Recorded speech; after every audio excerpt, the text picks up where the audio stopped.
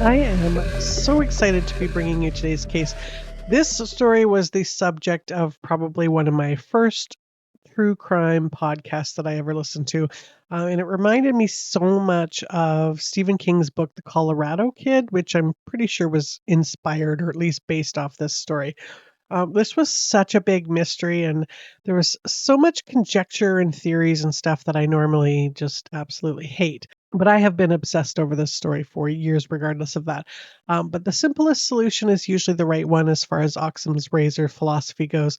Now, if you're not a big philosophy fan like I am, Occam's razor theory was from William Occam that said that in the 14th century, if you have two competing ideas to explain the same phenomena, you should go with the simpler one. And that theory has been proven correct many, many times over. So this case is officially now we've got some DNA and all that good stuff, so it's solved. I mean, solved might be a bit strong of a word, but we have a name and a pretty good cause of death to go with, so I can live with that. So I am bringing you a cold case, but with a solution. This is the no longer so mysterious death of the Somerton Man. The death of the Somerton Man is one of Australia's probably most famous and mysterious deaths in the 21st century. The mystery of this man and his death has remained the subject of numerous podcast reporter stories since 1948. So very early in the morning of December 1st, 1948, so two boys, now they've always been described as boys, but they were probably most likely teenagers. And I've actually heard them described a couple of times as racing jockeys. Now, they were horseback riding along the beach area of Somerton Park, which is a suburb of Adelaide, Australia. And they come across this man who is sleeping with his head propped up against this concrete seawall with his legs out and his feet are crossed. And they think he's likely sleeping off like a all-night bender. He had a cigarette which was unlit resting on the right collar of his coat. But then after giving this man like kind of a good shake to try and wake him up, they realize that he's actually dead. So they contact the police. Now, a witness said where he was lying was a fairly public place, not the sort of place a man would likely choose if he wanted to go somewhere and die quietly. So after this discovery of him, there were two other witnesses that came forward that said at 7 p.m. the night before, they had seen the man laying there, but at that time, he had his arm extended and then let it drop. So they just ignored him.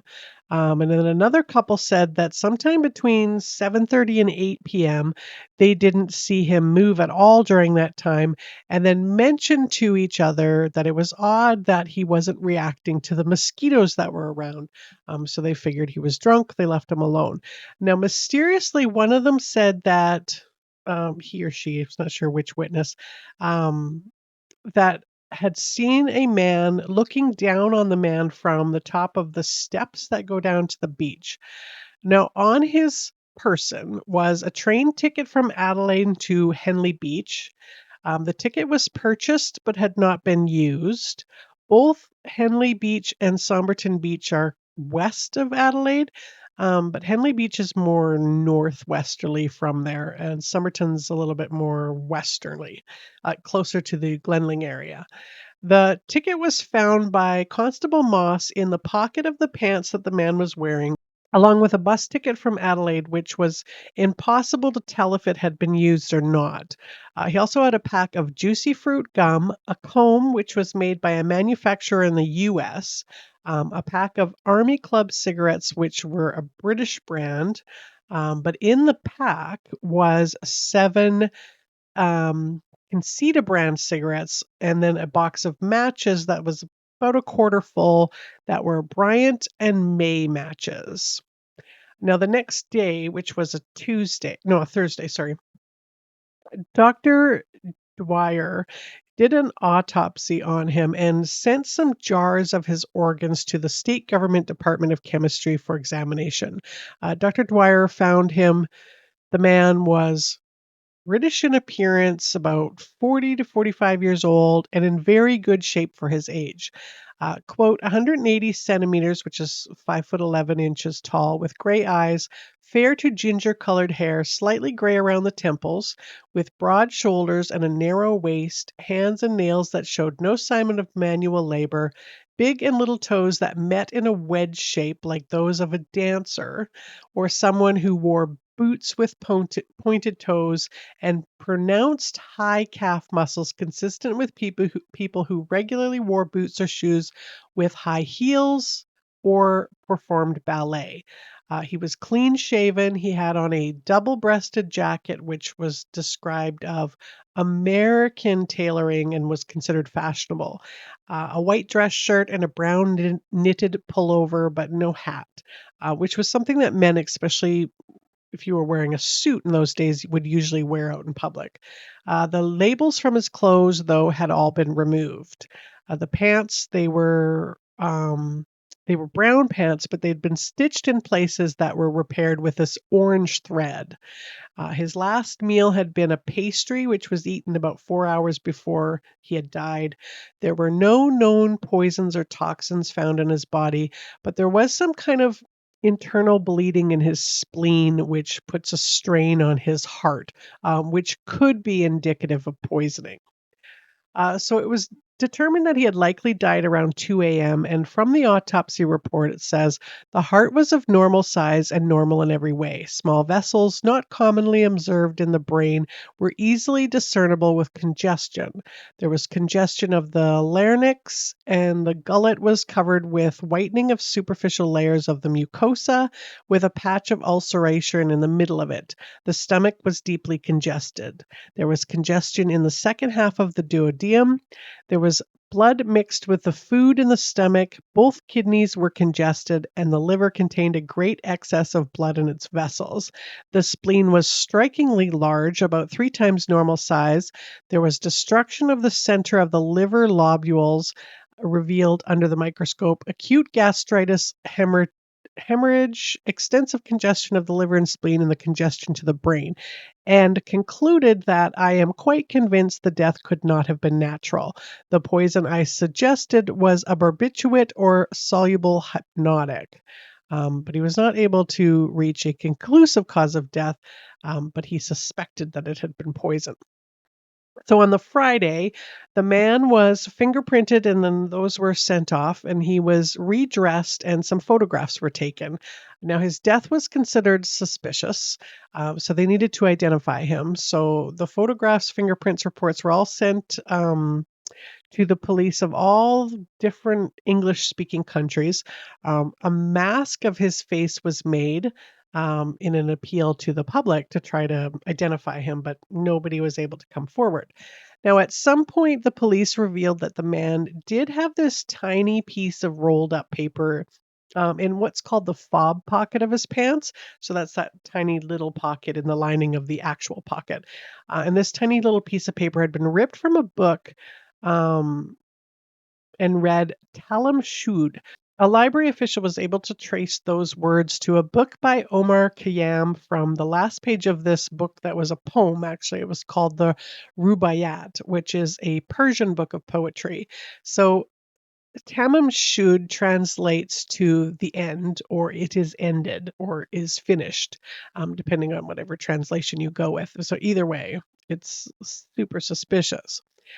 So a man turned over a copy of the book that he says had been thrown into the seat of his car on November 30th, which was the day before this unknown man was found dead.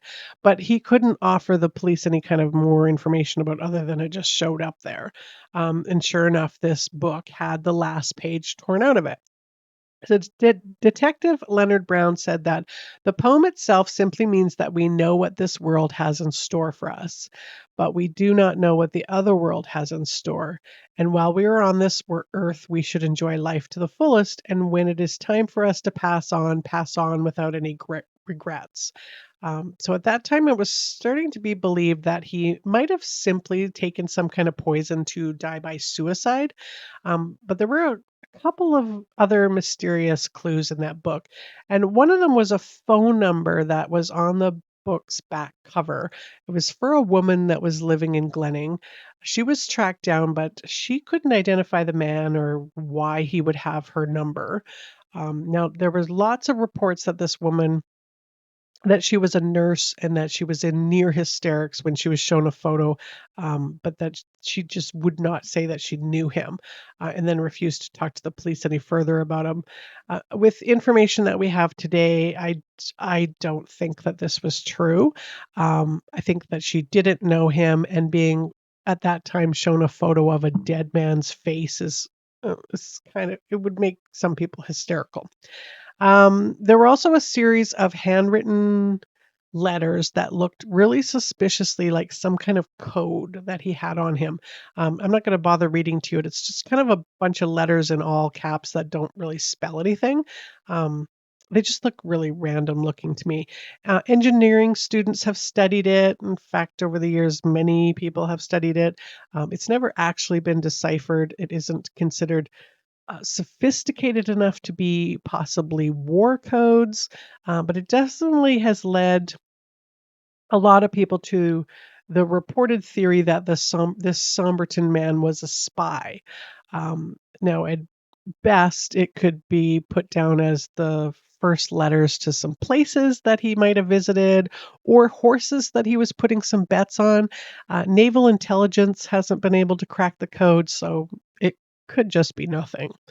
On January 14th of 1949, Detective Leanne went to the train station to inquire about this ticket and if there was any unclaimed property that he might have had there. And there was a suitcase found. It had been booked into this locker in the train station on November 30th. And in the suitcase was the same Barber orange thread. It was Barber brand orange thread that had been used to repair those brown pants. There was a red checkered dressing gown, a size 7 pair of slippers, 4 pairs of underwear, some shaving stuff, a change of pants. But the pants actually had sand in the leg cuffs of the pants. There was also a small screwdriver used by electricians, a knife which had been cut down to nothing more than really like a shank, a pair of scissors with the points sharpened, and a stenciling brush. And as like all of the clothes that he was wearing, all the labels had been torn off or cut off. But they did find a tie with the name T. Keene, and the name Keene was also on this laundry bag. But Keene was not determined to be the man's name. So perhaps they had been left intentionally like that. Now, because during wartime, clothing was really expensive, secondhand clothing was often purchased, and it was really customary to cut the name tags off of the clothes because at the time you would always put name tags on your clothes. So that part wasn't really unusual. It was really not helpful at all to identify him, but it wasn't an unusual thing to find. The suitcase had been made in the US, as well as his coat that he was wearing. So it was surmised that he had at least visited the US at some point. In June of 1949, there was a second coroner that took a look at the autopsy, do another autopsy to see if they could find a definitive cause of death. And Dr. Thomas Cleland re examined the man's body and found that the bottom of the man's shoes were clean and had recently been polished. So they figure he couldn't have been wandering around the city for very long, which led him to theorize that the body might have actually been dumped on this beach. But he still wasn't able to determine the cause of death, but was pretty sure again that it had been poison. Now, he thought it was likely some kind of glucoside that was either given to him intentionally or that he had taken it himself. But there was no signs of vomiting, which was unusual for that kind of poison. Now, so this unknown Somerton man, he was embalmed, he was buried, and then local residents had come together to pay for a headstone and a funeral plot for him. The headstone reads, "Here lies the unknown man who was found at Somerton Beach, December 1st, 1948. He was buried in Adelaide's West Terrace Cemetery, and the service had been done by the Salvation Army." So, over the many years since then that have followed this, there have been um, there's probably been more theories and investigations on this than it is like the John Benet Ramsey of Australia. So about 50 years later, the woman that was tracked down with the phone number that was on him, her name was discovered to be Joe or like Jessica Thompson. And at that time, back in 1949, she had asked the police not to keep a record of her name because she didn't want to be linked to the case. And they had done that, keeping only the phone number for her, but destroying any evidence of her name. Now, she had reportedly told detectives that she had owned a copy of that book by Rubaiyat, but had given it to an army lieutenant named Alf Boxall. So they thought that Alf might be the man, but he was actually located in July of 1949 in Sydney. He was alive and well. So Joe Thompson was tracked down by a professor, Derek Abbott, who became completely obsessed with this case. And he was able to find Rachel Egan, who was the woman's granddaughter. Now, Rachel and Derek had actually started this affair together, which led them to get married and have some kids together. So he looked at some dental records and the fact that both Rachel's mother and Joe's daughter had that thing where the earlobe is attached to the head there. So she was sure at the time that the Somerton man had been Rachel's grandfather, but there was no proof of this. So for the first 60 years after the discovery of this man, there was a number of investigations, obviously, into this case, that none that led to any conclusions about who this man was. And the South Australian Police Historical Society has the plaster bust of the man's head, which was made like as this mask to try to identify him with. There was still a few strands of the man's hair stuck to it. But most of the DNA had been destroyed by the embalming process. So, and the suitcase itself was destroyed in 1986. There was a number of witness statements. They have also mysteriously disappeared from the files over the years. The most persistent theory was that he was a spy. And now, close to the Somerton Beach is both the Radium Hill uranium mine and a test range. In 2013, Joe Thompson's granddaughter, Kate, gave this interview to 60 Minutes saying that Joe had known the identity of the Somerton man and that they had both been spies, and that she had been interested in communism. Now, in 2011, the Attorney General refused to exhume the body again because there needs to be public interest reasons that go well beyond public curiosity or broad scientific interest. But in 2019, there was a new Attorney General, Vicky Chapman, and she granted this request, but it wasn't actually done until May of 2021. So they found that he was actually still in pretty reasonable condition because he had been buried quite deep. Dr. Anne Coxon, who is a forensic scientist in South Australia, said the technology available to us now is clearly light years ahead of the techniques available when this body was discovered in the late 1940s, and that they were going to use every method at their disposal to try to bring closure to this enduring mystery. So they were working on a method to try and test this DNA. But it would turn out that they didn't actually need to exhume his body. Derek Abbott, who is the man who became obsessed with this case, he was able to get his hands on one of the strands of hair that was from that plaster mask with the help of a genealogist, Colleen Fitzpatrick. And they were able to identify this man as Charles Webb. Now, the hair was matched to DNA of two distant cousins of Charles. Both were paternal and both on the paternal and the maternal side, making it pretty conclusive that it was him. I mean, obviously, none of Charles' remaining relatives remember him in person. But in 1921, there was a football photograph from Swinburne University, and there were some photos of Charlie's brother Roy in these family photos that closely resembled this Somerton man. The police had actually given Derek some of the man's hair a few years ago before the experts of the University of Adelaide had been working to examine it. So they had built this really complex family tree with about 4,000 names on it, and they were able to trace it back to this Charles Webb. The date of the death was never recorded for him, and Abbott said, by filling out this tree, we managed to find a first cousin 3 times removed on his mother's side. It's like one of those folklore mysteries that everyone wants to solve, and we did it. I just felt like I had climbed and was at the top of Mount Everest. So, Charles, or Carl Webb, had been the son of Richard and Eliza, who owned a bakery in Springvale, Victoria. And Charles had been born on November 16th, 1905, in Footscray. He was the youngest of 6 kids. He had worked at the family bakery until it closed, and then he became an electrical instrument maker. He married Dorothy Robertson, who was a pharmacist in 1941, and they moved into a place in Bromley Street in South Yarra.